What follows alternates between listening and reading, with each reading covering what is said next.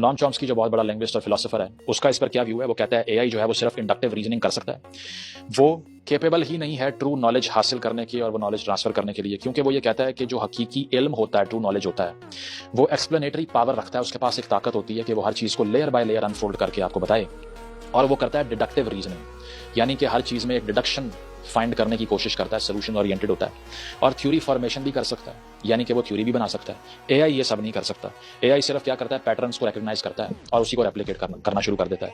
और इस पर नॉम चॉम्स्की का एक कोट भी है, मैं पढ़ देता हूं आपके लिए। इसमें वो कहता है, the human mind is not like ChatGPT and it's ilk, a lumbering statistical engine for pattern matching, gorging on hundreds of terabytes of data and extrapolating the most likely conversational response or most probable answer to a scientific question। वो कहता है कि इंसानी दिमाग chat GPT की तरह नहीं है, जो कि इतना बड़ा एक स्टैटिस्टिकल इंजन हो, यानी कि जिसमें सिर्फ नंबर्स और फिगर्स और सोर्सिंग ही हो रही हो हर वक्त। और वो ये कहता है कि हंड्रेड्स ऑफ टेराबाइट्स का जो डाटा है, इसको सिर्फ एक गुफ्तगू से मुतल्लिक रिस्पॉन्स के जरिए आगे पहुंचा देना इंटेलिजेंस नहीं होती।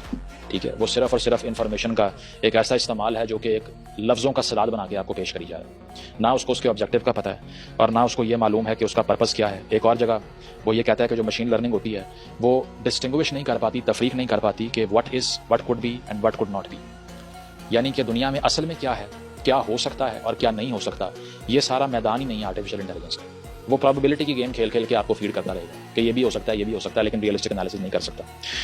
और काउंटर फैक्चुअल रीजनिंग, जो कि इंसानी जहन की इर्तिका का सबसे बड़ा नुक्लियस रहा है, वो नहीं कर सकता।